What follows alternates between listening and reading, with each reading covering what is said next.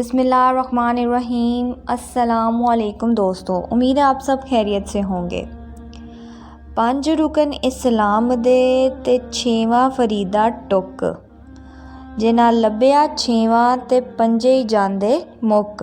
बाबा फरीद शकरकन। हज़रत निज़ामुद्दीन औलिया रहमतुल्लाह अलैह बयान फरमाते हैं कि अजूद के करीब एक मौलाना साहब रहते थे जिन्हें अपनी ज़ाहिरी इल्म पर बहुत नाज था और वो अक्सर बाबा फरीद रहमतुल्लाह अलैह की मजलिस में अपनी उलमात के किस्से सुनाते, जिन्हें आप रहमतुल्लाह अलैह बेहद दिलचस्पी से सुना करते। लोगों को मुला साहब का अंदाज़ बुरा लगता, लेकिन वो एहतराम शेख में खामोश रहते। एक बार बाबा फरीद ने पूछा, मौलाना इस्लाम के कितने रुकन हैं? मौलाना साहब बोले, शेख आप नहीं जानते?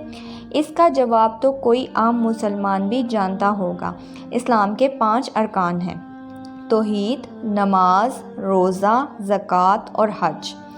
आप मुस्कुराए और फरमाया, मौलाना मैंने तो सुना है इस्लाम का 6ठा रुकन भी है और वो रुकन रोटी है। मौलाना साहब एकदम भड़क उठे, अस्तगफिरुल्लाह, आपने बिल्कुल गलत सुना है। आपने तहम्मुल से फरमाया, लेकिन मैंने तो अहले इल्म से सुना है। ये सुनकर मौलाना साहब उठ खड़े हुए और कुरान करीम की वो आयत तिलावत की जिसका तर्जुमा है, नसीहत करने के बाद जालिम कौम के पास मत बैठो, लिहाजा मैं चलता हूँ। बाबा फरीद रहमतुल्लाह अलैह भी खड़े हो गए और मोहब्बत से मौलाना साहब का हाथ पकड़ा और फरमाया, मौलाना साहब इख्लाफात राय अपनी जगह, लेकिन हमसे नाराज़ होकर तो ना जाएं। लेकिन मौलाना साहब ने अपना हाथ छुड़ाया और गज़बनाक होकर चल दिए।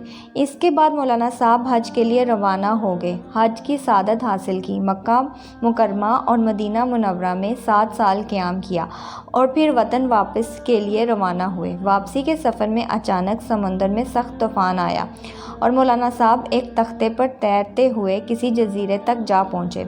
जजीरा देखा तो ना पानी, ना दरख्त, ना घास।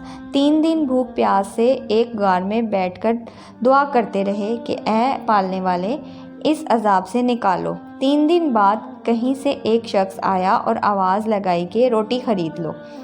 मौलाना साहब ने इसे बुलाया और अपनी दुखी दास्तान सुनाई। वो बोला, मेरे पास रोटी भी है और पानी भी, मगर मुफ्त में नहीं दूंगा। मौलाना साहब ने बेबसी से कहा, भाई मेरे पास 1 पैसा तक नहीं है। फिर पूछा, क्या तुम मुसलमान हो? वो बोला, अल्हम्दुलिल्लाह मैं मुसलमान हूँ।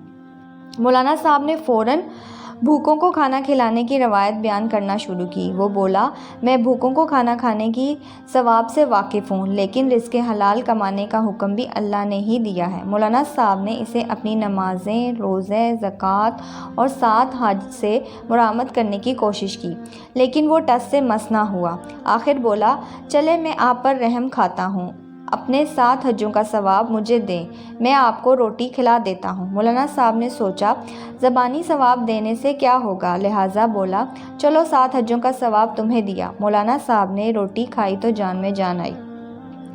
इससे पूछा, तुम कहाँ रहते हो? करीब में कोई आबादी है, लेकिन इसने बर्तन उठाए और गार से निकल गया। मौलाना साहब ने इसका पीछा करने की कोशिश की, लेकिन वो गायब हो गया। 3 दिन बाद फिर से जब भूख से मौलाना साहब की हालत ख़राब होने लगी तो वो कहीं से फिर नमूदार हुआ और उस बार मौलाना साहब के रोज़ों का सवाब लेकर चलता बना। फिर 3 दिन बाद नमाज़ों और इसके 3 दिन बाद ज़कात का सवाब भी इनसे ले लिया।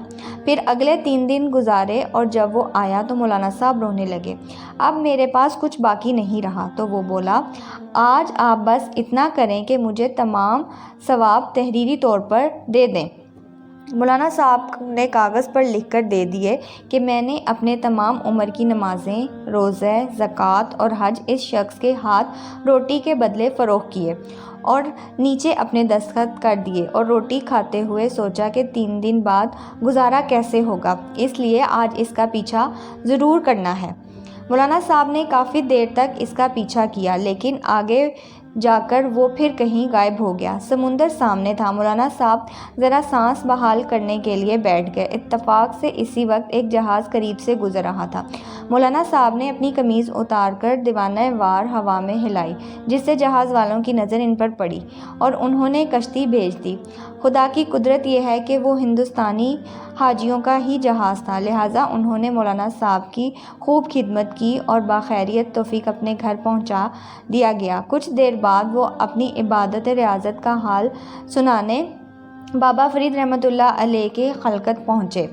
بابا فرید رحمۃ اللہ علیہ نے اٹھ کھڑے ہو کر استقبال کیا اور فرمایا، مولانا صاحب بہت عرصے بعد تشریف لائے ہیں۔ مولانا صاحب سخت لہجے میں بولے، یہاں ہوتا تو آتا نا، میں حج کرنے گیا تھا، 7 سال تک مکہ مکرمہ اور مدینہ منورہ میں قیام کیا، حرم شریف اور مسجد نبی صلی اللہ علیہ وسلم میں نمازیں ادا کرنے کی سعادت حاصل کی۔ آپ نے خوش مزاجی سے فرمایا، آپ تو واقعی ہی خوش قسمت ہیں مولانا، اب تو آپ ہم سے ناراض نہیں ہیں، 7 سال پہلے آپ ہم سے ایک چھوٹی سی بات پر ناراض ہو کر گئے تھے۔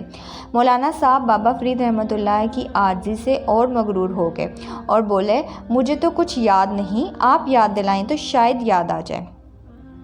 آپ رحمۃ اللہ علیہ نے فرمایا، میں نے عرض کیا تھا اسلام کا 6واں رکن روٹی ہے اور آپ ہمیں ظالم قرار دے کر چلے گئے تھے، پھر بھی ہم آپ کو یاد کرتے رہے۔ مولانا صاحب تختیہ انداز میں ہنسے اور بولے، درویش اپنی کم عملی کے باعث اکثر ایسی باتیں کہہ دیتا ہے، لیکن سچ یہ ہے کہ اسلام کا کوئی 6واں رکن نہیں ہے۔ آپ رحمۃ اللہ علیہ نے فرمایا، میں کم عامل ہوں لیکن میں نے یہ بات لکھی ہوئی دیکھی ہے۔ پھر آپ نے حاضرین سے فرمایا، میں کچھ دیر تنہائی چاہتا ہوں۔ تنہائی میں آپ رحمۃ اللہ علیہ نے ایک کتاب مولانا صاحب کے حوالے کی۔ انہوں نے کتاب کھولی تو ایک صفحے پر وہی تحریر تھی جو مولانا صاحب نے جزیرے میں روٹی فروخت کرنے والے کو لکھ کر دی تھی۔ مولانا صاحب چند لمحے حیرت سے سکوت کے عالم میں بیٹھے رہے، پھر آپ کے قدموں میں گر پڑے اور بولے، شیخ میں نے اپنے آپ پر ظلم کیا۔ آپ رحمۃ اللہ علیہ نے محبت سے فرمایا، مجھے آپ سے کوئی شکایت نہیں مولانا، ایک معمولی اختلافات تھا سو وہ آج دور ہو گیا۔ اس کے بعد مولانا صاحب اپنی رحمۃ اللہ علیہ کے مرید ہو گئے۔ مرید ہونے کے بعد کسی نے انہیں بات کرتے نہیں دیکھا، جب تک زندہ رہے ہر وقت روتے ہی رہتے تھے۔ 5 رکن اسلام دے تے 6واں فرید لٹکا، جنہیں نہ لبھیا 6واں تے 5واں وی گواندا رہندا۔ اسلام کے 5 رکن بیان کیے جاتے ہیں، لیکن اے فریدہ ایک 6واں رکن بھی ہے اور وہ ہے روٹی۔